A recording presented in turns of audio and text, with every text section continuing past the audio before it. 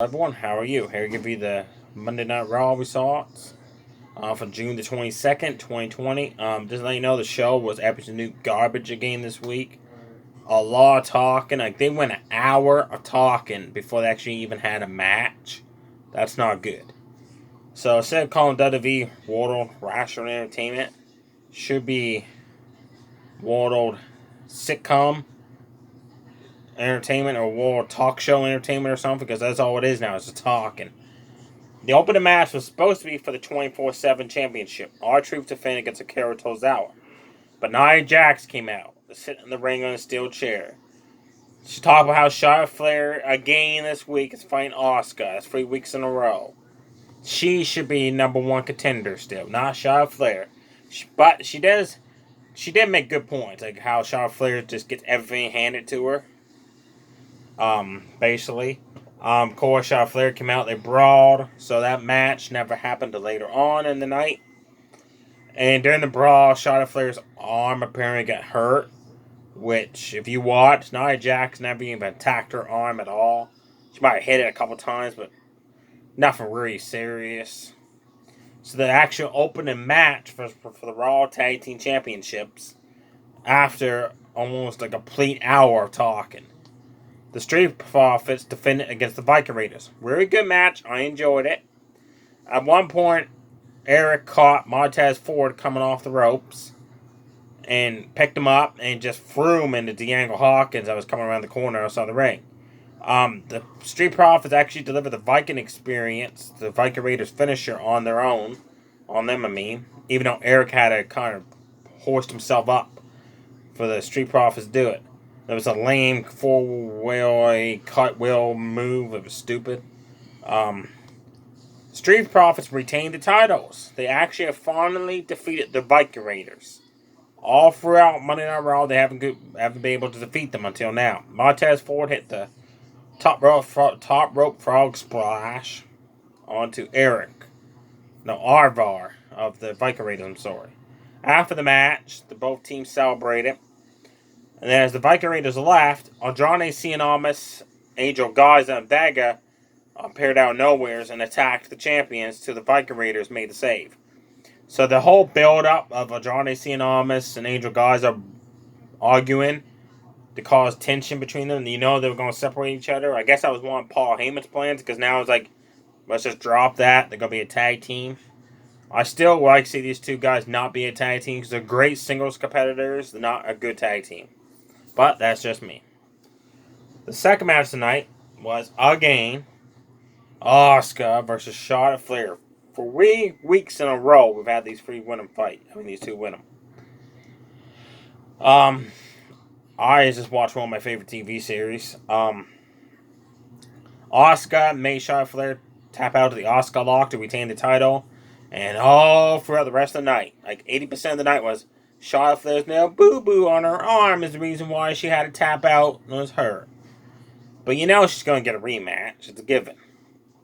Next up was actually for the 24/7 championship that was supposed to kick off Raw. Is happening now. R-Truth defended it against Akira Tozawa. He came out with the ninjas. Bobby Lashley came out with MVP. He cleaned house, took out all the ninjas, and Tozawa. And then he laid out R-Truth, and then Tozawa pinned him. Fast match. Awful. Next up, Natalya, with Lana in the corner, took on Liv Morgan. Really short match. Natalya won with a sharpshooter, thanks to distraction from Lana. Backstage, they show the whole thing with Ruby Riott talking to Liv Morgan. Maybe they're going to reform the Riott Squad in these 2/3 of it. I'm not sure. Next up was for the Women's Tag Team title match. I was looking forward to this match. The Iconics against Bayley and Sasha Banks.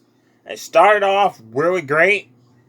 Then within the snapping fingers, it was over, basically. Bayley and Sasha Banks won. There was miscommunication between Billie Kay and Peyton Royce. And they ended up colliding into each other. And Sasha Banks made Peyton Royce tap out with a bank statement. After that, Sasha Banks teased that she was challenging Bayley for the SmackDown Women's title. When she actually challenged Asuka for the Raw Women's title. because of the wild card rule. So Asuka came out, she accepted, then the champs beat up Asuka. The main event was a rematch from last week. Apollo Crews, non-title, pretty sure it was non-title, took on Shelton Benjamin. Before that, MVP had a talk show segment with Apollo Crews, again telling him, if you don't let me help you, manage you, like I'm doing Bobby Lashley, you're not going to be United States champion long. MVP delivered a cheap shot. Very short match. Wasn't good at all. It would have been a lot better if it went longer. Apollo Crews won the match with the stand-up flip-over powerbomb he does there that takes forever to set up. I still don't understand how come nobody's reversed that yet. After the match, you could clearly see Apollo Crews just standing, like walking backwards up the ramp while MVP's talking to him. You know what was going to happen. Bobby Lashley ran out and attacked Apollo Crews. So there's your matches for Monday Night Raw. The only really good one was the Raw Tag Team title match. The rest of them weren't all that great because they never really went longer than probably 5 minutes if you're lucky.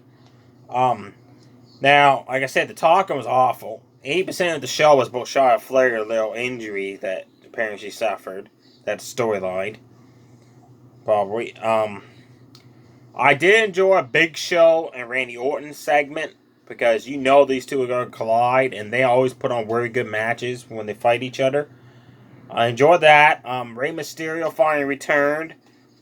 Him and his son Dominic. Well, Rey first off told Dominic, like, you should not have done what you did last week. You should have stayed home. Dominic's like, no, I'm fighting with you. Then Seth Rollins came out with Buddy Murphy and Austin Theory. And usually they have like a numbers game, but the advantage didn't work this time because Alberto Carrillo and Aleister Black, who's been trying to avenge what happened to Rey Mysterio, came out, and the numbers advantage was actually for the good guys this week. That's how Raw ended, was those people. Yeah, so Raw, not good. Man, it's bad. Like, if I want to hear a lot of talking, I'll just watch like a TV series or a talk show or something. I want to watch wrestling, entertainment. Like, these matches could be good if they have enough match time. But they shorten them just so you can hear more talk and yapping going on. Let me know below what matches you liked to Monday Night Raw. And what do you thought of all the talking again. Oh, and Dolph Ziggler made his Raw debut again. He wants a title match against Drew McIntyre. Don't know if that's been confirmed yet or not. Stay safe, too sweet, bye.